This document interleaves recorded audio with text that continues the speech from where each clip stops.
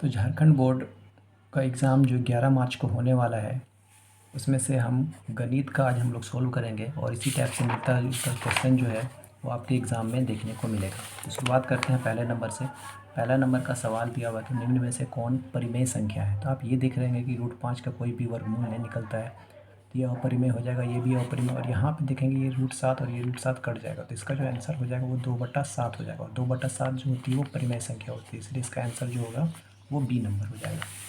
दूसरे नंबर में बोला है कि शून्य क्या है। तो शून्य क्या है? शून्य एक पूर्ण संख्या है।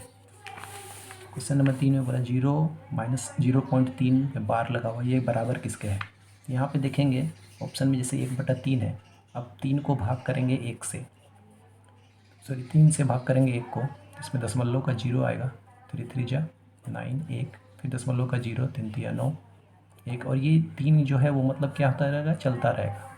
तो ये 3 पे जो बार दिया हुआ, बार का मतलब भी वही होता है कि ये 3 जो है वो बार बार रिपीट होता रहेगा, इसलिए इसका आंसर जो हो जाएगा वो आपका 1/3 हो जाएगा।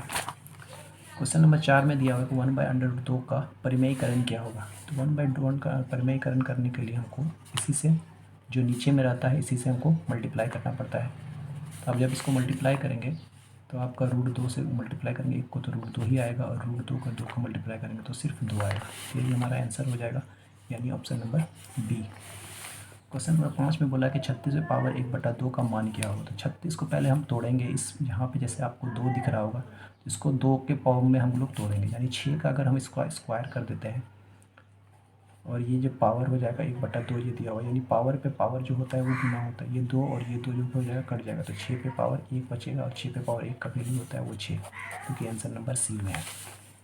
क्वेश्चन नंबर 6 में जाएंगे तो 6 में देखेंगे आपका ये प्लस में लिखा हुआ और ये माइनस में लिखा हुआ है, तो इसका फॉर्मूला a+b और a-b, मतलब इसका फॉर्मूला जो होगा a² - b² के फॉर्मूला में, यानी इसको एक बार आपको इस पहले वाले का स्क्वायर करना है, दूसरे वाले का स्क्वायर करके माइनस कर देना है। तो 2 और 2 का स्क्वायर करेंगे तो हमारा हो जाएगा 4, माइनस है तो माइनस, और √2 और √2 का अगर हम स्क्वायर करेंगे तो सिर्फ आएगा 2, तो 4 में से 2 घटाएंगे तो सिर्फ आएगा 2, जो कि हमारा एक नंबर में आंसर है।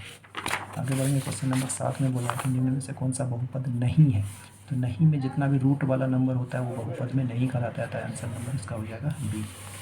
आगे बढ़ेंगे। क्वेश्चन नंबर 8 में बोला है कि निम्न में से कौन सा त्रिघाती बहुपद है जिसमें 3 घात होगा। तो ये दिख रहे हैं आपका x पे पावर q है, तो यही आपका क्या आ जाएगा? त्रिघाती में आ जाएगा, इसका ऑप्शन नंबर डी आ जाएगा। क्वेश्चन नंबर 9 में बोला है कि बहुपद 2 + x² + x में x² का गुना। तो x² यहाँ देखेंगे, x² ये हुआ, x² के आगे में कुछ नहीं है, मतलब क्या है? 1 है, इसका आंसर जो हो जाएगा वो आपका 1 हो जाएगा। आगे बढ़ें। क्वेश्चन नंबर 10 में बोला है कि 2x + 1 का शून्यक क्या है। तो शून्यक निकालने का सिंपल तरीका होता है 2x का 2x + 1 = आप मन से 0 कर दीजिए, +1 को आप उधर लेके जाएंगे तो हो जाएगा -1, और x बराबर हो जाएगा आपका -1/2, तो -1/2 आपका बी नंबर में आंसर है, तो ये आपका आंसर हो जाएगा। क्वेश्चन नंबर 11 में बोला है कि 3x² x प्लस इतना को x - 1 से भाग देने पर शेषफल प्राप्त होगा। तो सबसे पहले आप इसको सोल्व कर लेंगे, x - 1 बराबर हो जाएगा 0, तो x बराबर -1 उधर जाएगा तो हो जाएगा प्लस, यानी x का वैल्यू जो आया वो 1 आया। इस 1 का वैल्यू को आप इन सारे x की जगह पे आप रख देंगे, तो 3 का 3, 1 x का स्क्वायर, x की जगह में हम क्या रखेंगे 1, यानी 1 का स्क्वायर प्लस x है तो x की जगह में 1 प्लस ये 1, तो 1 का स्क्वायर 1 ही होगा, 1 को मल्टीप्लाई करेंगे 3 से तो 3 ही होगा, प्लस 1 1 2 और 3 है 2 हो जाएगा आपका 5, तो इसका जो आंसर हो जाएगा वो आपका हो जाएगा 5। क्वेश्चन नंबर 12 में इनमें से 2 चर वाले रैखिक समीकरण। तो 2 चर देखेंगे, इसमें कौन से किसमें 2 चर, इसमें देख रहे x और y दोनों दिया हुआ है, ये आपका 2 चर होता है। क्वेश्चन नंबर 13 में जाएंगे, x - y बराबर 2 का हल है। तो 2 में से एक घट, अगर पहला वाला को x मान लीजिए, दूसरे वाले को y मान लीजिए, 2 में से एक घटाएंगे तो 1 आएगा, ये आंसर नहीं है। 4 में से 2 घटाएंगे तो आपका 2 आ जाएगा, अर्थात आंसर यही है। क्वेश्चन नंबर 14 में 2 चर वाले रैखिक समीकरण का हल होता है। 2 चर वाला जो रैखिक समीकरण होता है उसका अनंत हल होता है, बिंदु -3 और -5 की चतुर्थांश पे। दोनों में देखिए, दोनों में माइनस है, तो दोनों जो माइनस होता है वो आपका तीसरे चतुर्थांश में होता है। क्वेश्चन नंबर 16 में बोला बिंदु C का निर्देशांक, C यहाँ पे देख रहे हो, तो सबसे पहले आप x वाले का वैल्यू लेंगे, x जो है वो कितना है -5, और y की जगह में 2, यानी -5 और 2, इसका आंसर जो हो जाएगा वो ए नंबर में हो जाएगा। क्वेश्चन नंबर 17 में बोला है कि 105 का समपूरक कोण क्या होता है। तो समपूरक जो होता है वो 180 डिग्री का होता है, और इसमें 105 दिया हुआ है, तो आप इसमें 105 को माइनस कर देंगे, तो इसको सोल्व करेंगे तो बचेगा 10 में 5 ये 7 75, जो इसका आंसर हो जाएगा वो आपका हो जाएगा 75। 18 नंबर में बोला यदि दो कोणों का योग 90 डिग्री हो तो उन कोणों को क्या कहते हैं। तो अगर दो कोण 90 होता है तो उसको कहा जाता है पूरक कोण। क्वेश्चन नंबर 19 में जाएंगे। बोला ए ओ बी एक सरल रेखा है तो एक्स का मान ज्ञात कीजिए। तो ये सरल रेखा का मतलब हो गया, ये हो गया 180 डिग्री। 180 डिग्री में इसका वैल्यू जो दिया हुआ वो 82 दिया हुआ, तो इसका वैल्यू निकालना है। तो आप इसको क्या करना है, 180 में से 82 को माइनस कर देना है। तो माइनस करेंगे तो आएगा 10, 10 में से हो गया 8, ये 7 बचेगा 17, 17 में 8 9, यानी 98 इसका आंसर हो जाएगा। आगे बढ़ेंगे। क्वेश्चन नंबर 20 में बोला कि आकृति में x का मान ज्ञात कीजिए। तो यहाँ पे देखेंगे x जो है वो बाह्य बिंदु में है, बाह्य कोण कहलाएगा ये। तो बाह्य कोण का फॉर्मूला होता है अंतः कोणों का योग। तो अंतः कोणों को आप जोड़ देंगे तो बाह्य कोण का वैल्यू पता चल जाएगा। तो 80 और 20 को जोड़ेंगे तो 100 होगा, यानी था इसका आंसर जो होगा वो आपका 100 हो जाएगा। क्वेश्चन नंबर 21 में बोला है कि त्रिभुज के तीनों कोणों का योग होता है। तो त्रिभुज के तीनों कोणों का योग होता है आपका 180 डिग्री। क्वेश्चन नंबर 22 में बोला है कि निम्न में से कौन त्रिभुज की सर्वांशता की कसौटी नहीं है। एस एस है, एस ये एस एस ए नहीं होता, डबल एस नहीं होता है। क्वेश्चन नंबर 23 में बोला यदि ए बराबर पी है, एंगल ए बराबर एंगल पी, एंगल बी बराबर एंगल क्यू और ए बी बराबर पी क्यू हो तो इसमें से आपको खोजना है। याद कि ए और पी, यहाँ का देखेंगे पहला का ए दूसरा का पी, यानी पहला बराबर है, ठीक है। बी और क्यू, बी और क्यू ये भी बराबर है, ए बी बराबर पी क्यू, ए बी जो है वो पी क्यू, तो यानी अगर पहला ही हमारा क्या है, यही हमारा सर्वांशम है। आगे बढ़ेंगे। क्वेश्चन नंबर 24 में बोला है कि एक चतुर्भुज के तीनों कोणों का मान 110, 82 और 68 है तो चौथे कोणों का मान ज्ञात कीजिए। तो आपको पता है चतुर्भुज के चारों कोणों का मान होता है 360, और ये तीन जो कोण दिया हुआ है इनको सबसे पहले आप प्लस कर लीजिए, 110, 82 और 68। जब हम तीनों को प्लस करेंगे तो आपका हो जाएगा 10 का 0 से ले 8 से 14, 15, 116, 16 से ले 1 260 होगा। और 360 में आप इसको टोटल जो होता है चतुर्भुज के चारों कोणों का मान होता है 360। 360 में आप 260 को माइनस करेंगे तो इसका आंसर जो होगा वो आपका 100 आ जाएगा। क्वेश्चन नंबर 25 में बोला यदि समांतर चतुर्भुज ए बी सी डी में डी बराबर 135 है तो बी की माप क्या होगी। तो समांतर चतुर्भुज में जो होती है डी और बी यानी कोना कोनी जो अगर हम जोड़ते हैं तो उसका मान जो होता है वो 180 होता है। तो डी का वैल्यू 135 दिया हुआ है, तो इसको हम क्या करेंगे 180 में 135 को माइनस कर देंगे।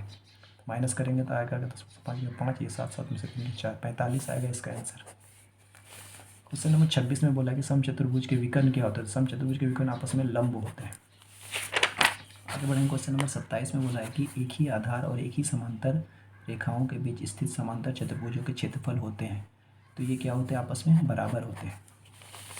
क्वेश्चन नंबर 28 में बोला एक समचतुर्भुज के विकर्ण 5 सेंटीमीटर 14 सेंटीमीटर है तो इसका क्षेत्रफल क्या है। तो सिंपल से आपको समचतुर्भुज का क्षेत्रफल का फॉर्मूला याद रखना है कि समचतुर्भुज का जो क्षेत्रफल होता है उसका फॉर्मूला होता है 1/2 गुना जो विकर्ण होते हैं विकर्ण का गुणनफल, विकर्ण का गुणनफल। तो आप गुना कर देंगे 1/2 विकर्ण क्या है आपका 5 और 14 दिया हुआ है, 5 गुना 14। आप इसमें से 2 से कटा सकते हैं, 2 से 14 कटा देंगे 7 बचेगा, 7 गुना 5 करेंगे तो आपका आएगा 35। अतः पहला नंबर ये आंसर है आपका। आगे बढ़ेंगे। क्वेश्चन नंबर 29 में बोला है कि चक्रीय चतुर्भुज में एंगल ए और सी, एंगल चक्रीय चतुर्भुज में एंगल ए और सी यानी कोना कोनी जो हम प्लस करते हैं तो उसका वैल्यू जो आता है वो आपका 180 डिग्री के बराबर आता है। 30 नंबर में बोला है कि वृत्त की सबसे बड़ी जीवा क्या होती है। वृत्त की सबसे बड़ी जीवा जो होती है वो होती है व्यास। क्वेश्चन नंबर 31 में बोला है पटरी और प्रकार की सहायता से डैश कोण की रचना संभव नहीं है। तो याद रखेंगे पटरी और प्रकार की सहायता से जो 15 का टेबल होता है, 15 के टेबल में जो नंबर आ जाएगा वो आपका उसको हम पटरी और प्रकार की सहायता से बना सकते हैं, अदरवाइज नहीं बना सकते हैं। तो अगर मान के चलिए कोई नंबर नहीं आ रहा है तो इसको आप स्क्वायर करके देख लेंगे कि वो 15 का टेबल में आता है कि नहीं आता है। तो 40 जो होता है ये आपका इसका संभव नहीं है। आगे बढ़ेंगे। क्वेश्चन नंबर 32 में बोला है कि हीरोन का सूत्र क्या है। तो हीरोन का सूत्र जो होता है वो होता है √S, S ब्रैकेट में होता है S - A, S - B और S - C। क्वेश्चन नंबर 33 में जाएंगे। एक त्रिभुज की भुजाएं दी हुई है 122, 120 और 22। तो त्रिभुज का परिमाप क्या होगा। परिमाप का मतलब तीनों को आप प्लस कर देंगे। जब आप तीनों को प्लस करेंगे तो जो आपका आंसर आ जाएगा आप देख लेंगे 122, 120 और 22 को जब आप प्लस करेंगे तो आ जाएगा 2 2 4, 2 4 6, 164। माफ कीजिएगा 1 1 2, 264। क्वेश्चन नंबर 34 में बोला है कि एक त्रिभुज का परिमाप 60 सेंटीमीटर है तो उसकी भुजा की लंबाई, समबाहु त्रिभुज है तो समबाहु त्रिभुज का जो परिमाप होता है वो होता है, समबाहु त्रिभुज का परिमाप बराबर होता है 3a।